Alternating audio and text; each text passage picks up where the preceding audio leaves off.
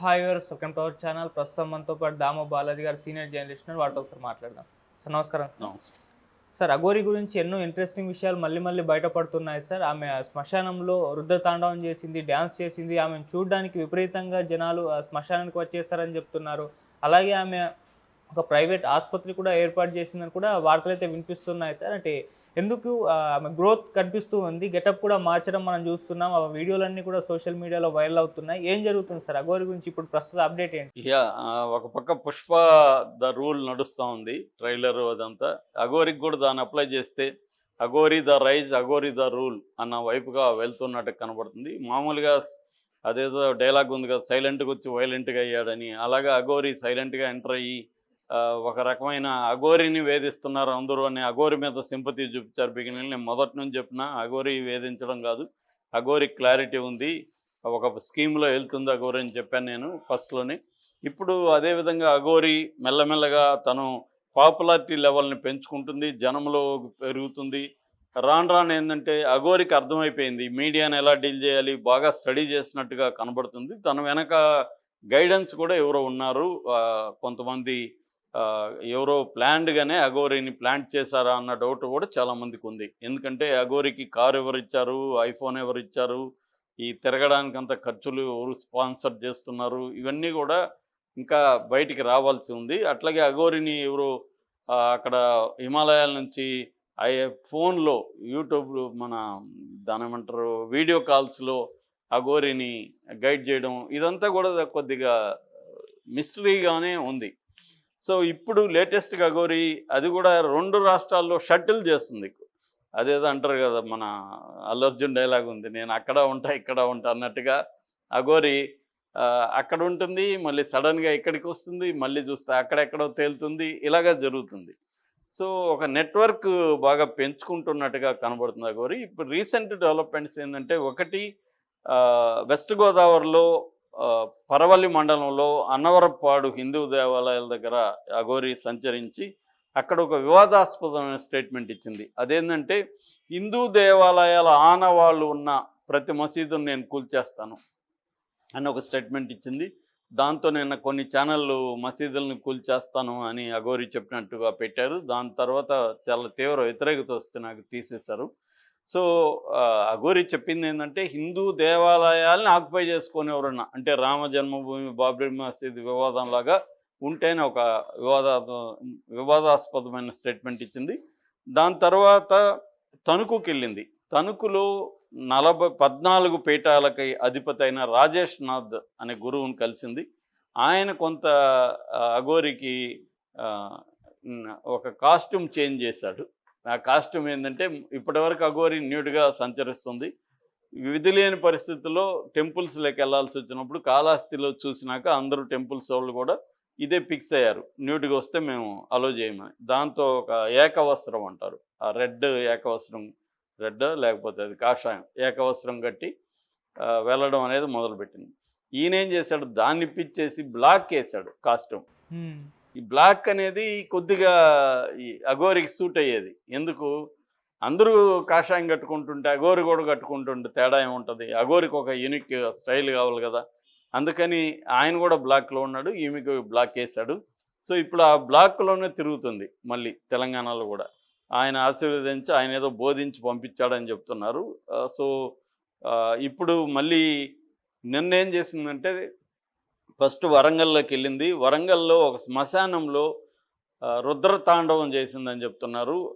దేనికి చేసావు రుద్రతాండవం అంటే, అత్యాచారాలని నిరోధించాలని ఒక స్టేట్మెంట్ ఇచ్చింది. దాని తర్వాత ఇంకొక డ్రాస్టిక్ స్టేట్మెంట్ ఏంటంటే, ఎవరైనా అత్యాచారం చేస్తే, లైంగిక అత్యాచారం, వాళ్ళ అంగాన్ని నేను కట్ చేస్తానని ఇంకొక స్టేట్మెంట్ ఇచ్చింది. సో ఈ అఘోరి కొద్దిగా రాడికల్ అఘోరిగా ఉంది, మిలిటెంట్ అఘోరి అనమాట.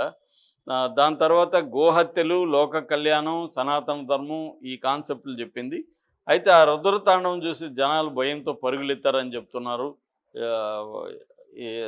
అది కొంతమంది ఏమో వీడియోలు తీశారు, కానీ అవన్నీ డిలీట్ చేయించిందని కూడా చెప్తున్నారు. తాండవాన్ని బయట రాకుండా చూసుకుందని చెప్తున్నారు. దాని తర్వాత ఇంకొక ఇంట్రెస్టింగ్ ఆస్పెక్ట్, అఘోరి ఎదుగుతున్నదనే దానికి ఎగ్జాంపుల్గా ఇది చెప్పుకోవచ్చు మనం. ఖమ్మం జిల్లాలో మధిర స్మాల్ టౌన్ ఉంది. ఆ మదిరలో ఒక ప్రైవేట్ ఐకేఆర్ హాస్పిటల్ ఏదో ఉంది, దాని పేరు ప్రైవేట్ హాస్పిటల్ ఓపెనింగ్కి అఘోరి వెళ్ళింది. అక్కడ యజ్ఞం చేస్తూ ఉంటే యజ్ఞంలో పాల్గొంది, వాళ్ళు ఆహ్వానించారని చెప్తున్నారు.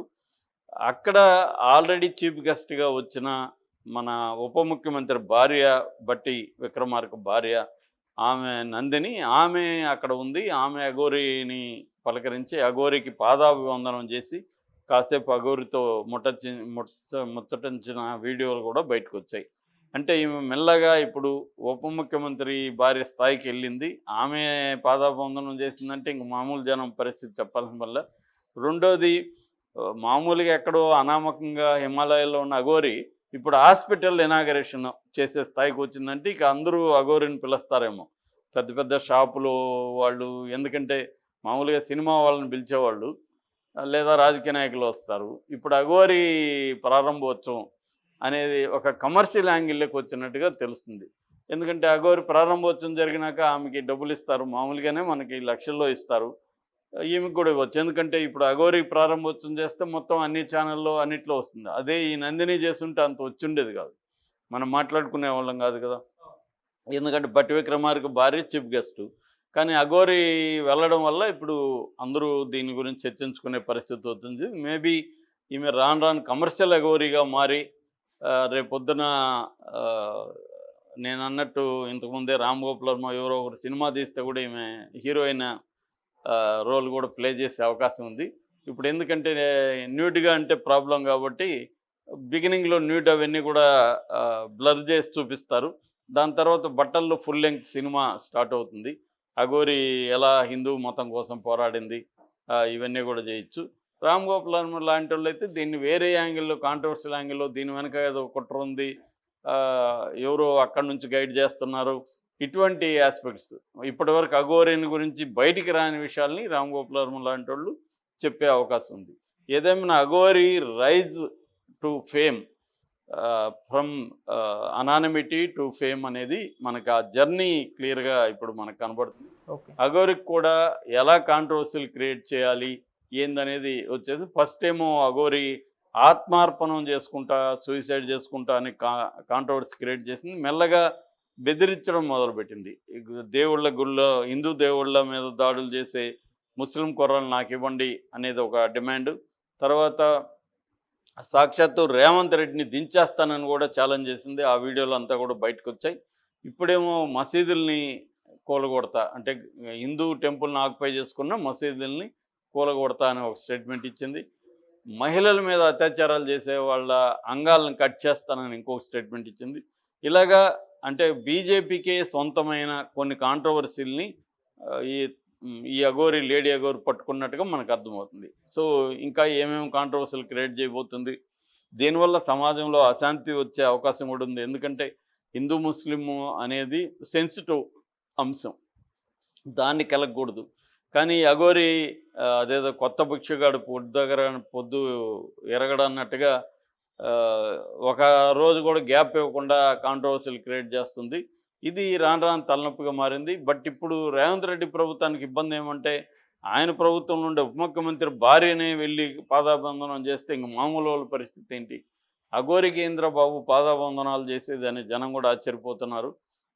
ఇదేదో తిక్కలది, పిచ్చిది, పబ్లిసిటీ పిచ్చి పట్టి ఇలా చేస్తుందని అనుకున్నారు.